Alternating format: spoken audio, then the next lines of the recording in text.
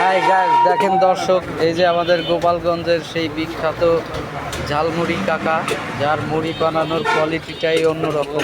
দেখেন এখন মুড়ি বানাইতেছে তিনি খুব সুন্দর করে, ছোট একটা বালতি নিয়ে পিনিক ঝালমুড়ি, যা একবার খাইলে বারবার খাইতে ইচ্ছা করে আর শুধুই পিনিক দেবে।